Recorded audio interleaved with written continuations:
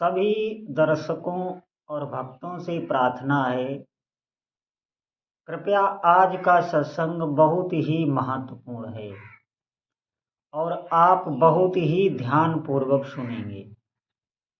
निश्चित मानिए आपको दिव्य दिव्य अनुभूतियाँ इसी जीवन में, इसी शरीर से होंगी। बहुत महत्वपूर्ण हमारा ये शरीर है और ये जो समय हमें मिला है, इन दोनों का बहुत महत्व है। इस महत्व को हम नहीं समझ पाते, अज्ञान के वश। अब आप ध्यानपूर्वक सुनना जो मैं आपको बताना चाह रहा हूँ। मनुष्य में अपार सामर्थ्य होती है। सब कुछ प्रभु जन्म लेने से पहले ही दे चुके होते हैं। अब आप कहेंगे क्या सामर्थ्य होती है? तो मैं इस शरीर को लेके बात नहीं कर रहा हूँ, मैं उस शरीर को लेके बात कर रहा हूँ जो ये शरीर रूपी वस्त्र पहने हुए है, जो आपका वास्तविक स्वरूप है। मैं उसकी बात कर रहा हूँ।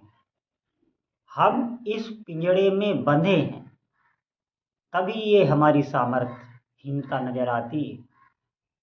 निश्चित मानिए, आप महापुरुषों को देखिए जो मनुष्य शरीर में ही हैं, लेकिन उनमें अपार सामर्थ्य है। क्यों? क्योंकि वो संसार में फंसे हुए नहीं हैं। इंद्रियों से वो भोग नहीं भोग रहे हैं और इसी शरीर में है, फिर भी उनमें असीम सामर्थ्य है। हमारा हाल ये हमारा भीतर का चिंतन ही किए हुए है। ध्यान देना, ये चिंतन महाशक्ति है। जो भी आप सुन रहे हो, जहां भी सुन रहे हो, इस पर विशेष ध्यान दो। सोचो बैठ के, एकांत में, अकेले में। आप देखना, भीतर एक चिंतन चलता रहता है, सबके चलता है। ये एक बहुत बड़ी ऊर्जा होती है, ये एक बहुत बड़ी शक्ति होती है। आप इसको समझ नहीं पा रहे, मैं आपको बता रहा हूं। जैसे आप जब नाम जप करने बैठते हैं, तो आप नाम जप कर रहे हैं, लेकिन एक वृत्ति कुछ और भी कर रही है। आप देखना कभी, आप नाम जप भी कर रहे हैं, लेकिन एक वृत्ति कुछ और भी कर रही है। और फिर उसके बाद आप देखना, एक वृत्ति इन दोनों की निगरानी भी कर रही है। सब है हमारे भीतर ही, ये आप अनुभव करना। ये सब अनुभव की वस्तुएं हैं, इन्हें आप दिखा नहीं सकते, ये सिर्फ अनुभव की है। आप देखना ऐसा होता है कि नहीं होता। जब हमारा चिंतन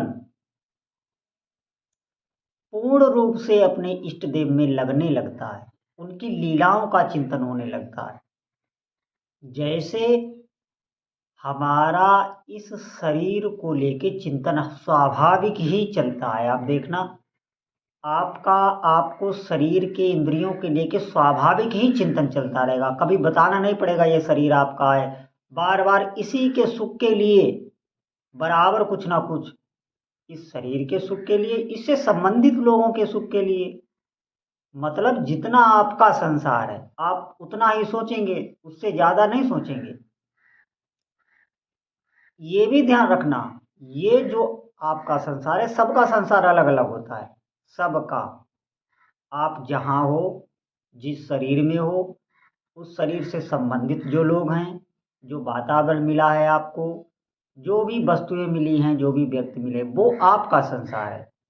एक बात ध्यान रखना, ये संसार आपने ही खड़ा किया है। मैं अभी दूसरे हिसाब से आपको समझा रहा हूं। मैं एक व्यापक जो ब्रह्म है, जो एक व्यापक शक्ति है, उसको लेके बता रहा हूं आपको। आप देखना, आप जो भी जहां भी हो, वो जो भी संसार है, जो आपके भीतर चल रहा है, जो आपको बाहर व्यक्ति मिले, वस्तुएं मिली हैं, जो भी घटना परिस्थिति आ रही है, वो सब आपका ही बनाया हुआ है, जन्म जन्मांतरों से। ध्यान रखना, भगवान शक्ति देते रहते हैं। जैसे आप जो भीतर से कल्पनाएं करते रहते हैं, जो इच्छाएं करते रहते हैं, उनकी प्रभु बराबर पूर्ति करते रहते हैं। भले आपको इस जन्म में ना मिले, आपकी इस जन्म में जो अधूरी इच्छाएं रह गई, वो उसके लिए फिर अगला जन्म। वो जो ब्रह्म शक्ति में बात कर रहा हूं, वो ये नहीं देखती है कि आप क्या मांग रहे हैं। वो एक जो ब्रह्म शक्ति है, पूरे ब्रह्मांड की जो ऊर्जा है, वो आपके भीतरी चिंतन के हिसाब से आपको देती रहती है। इस बात को कोई बहुत कम लोग समझ पाते हैं। वो जो हमारे भीतर चिंतन चलता रहता है, वही तो प्रभु ने शक्ति दी है हमको। उस शक्ति से आप कुछ भी हासिल कर सकते हैं। ये जो भी जप ध्यान, ये जो भी बताया जाता है, उस चित्त का अपने इष्ट देव में, जो भी आपके इष्ट देव हैं, उनमें विलय होने, उस चित्त का जो मैं बता रहा हूं चिंतन आप करते रहते हैं, उसका जब अपने इष्ट देव के चिंतन में विलय हो जाता है, तो वही महापुरुष हो जाता है, वही सिद्ध हो जाता है, वही इस जन्म मरण के बंधन से मुक्त हो जाता है, वही दिव्यात्मा हो जाता है, वो इष्ट स्वरूप ही हो जाता है। ध्यान रखना हमारी इस बात को। और जो मैं ब्रह्म शक्ति की बात कर रहा हूं, जो पूरे ब्रह्मांड की ऊर्जा है, वो एक निर्विकार ब्रह्म की मैं बात कर रहा हूं। वो एक ऐसी शक्ति है जो प्रभु ही है, दूसरा नहीं है। अब उस शक्ति का आप चिंतन नहीं कर सकते, उसको लाड़ नहीं लड़ा सकते भगवान की तरह, उनका सगुण रूप से पूजन नहीं कर सकते। लेकिन जिनका आप सगुण रूप में करेंगे, वो वही हैं। वो भाव से आपके आगे वही बन के आएंगे जिनका आप पूजन कर रहे हो, और फिर वो ब्रह्म शक्ति वही आपके साथ करेगी जो आपके इष्ट देव चाहेंगे। ये ध्यान रखना। इसीलिए मैं बार बार कहता हूं, सभी देवी देवताओं में कोई भेद नहीं है। वो वही ब्रह्म शक्ति ही, वही देवी देवता सब बने हुए हैं। यहाँ तक कि हम आप भी बने हुए हैं, उस शक्ति से जुड़े हैं। वो शक्ति आपके सब मन के संकल्प विकल्प पूरी करती रहती है। बस इन्हीं संकल्पों विकल्पों का रुक जाना, अपने इष्ट देव में विलय हो जाना, इसी को तो मोक्ष कहते हैं, इसी को प्रेम कहते हैं। इसके आगे की अवस्था प्रेम की है, मोक्ष के भी आगे की अवस्था प्रेम की है। क्योंकि उसमें आप अपने प्रभु की जो नित्य लीला है, जो उनका नित्य ध्यान है, वहां पहुंचोगे जब इस शरीर का अंत होगा। उसके बाद जागृत में भी आपको वो लीलाएं अनुभव में आएंगी, उन लीलाओं में आप रहोगे। जो साधक सिद्ध हो जाते हैं, वो अपने इष्ट देव की साक्षात लीला देखते हैं, साक्षात। ये मैं कल्पना नहीं आपको बता रहा हूं। अगर इष्ट देव ने उनको किसी लीला में हार पहना दिया, तो जागृत में उनके गले में हार पड़ा हुआ होगा। वो किसी को दिखती नहीं है, वो उन्हीं को दिखेंगी। वो आपके बगल में बैठे हुए होंगे और उनको प्रभु के दर्शन हो रहे होंगे, आपको नहीं हो सकते। ये ध्यान रखना। ये प्रभु की सृष्टि है, ये अध्यात्म है, ये सत्य है, ये बिल्कुल आप निश्चित मानिए। ये दृष्टिगोचर नहीं है, ये आंखों के सामने ऐसे नहीं आ जाएगा जैसे हम सब देखते हैं। अगर ऐसे हो जाए हमारे आंखों के सामने चमत्कार, तो फिर सब साधक ही हो जाए, सब साधु ही हो जाए।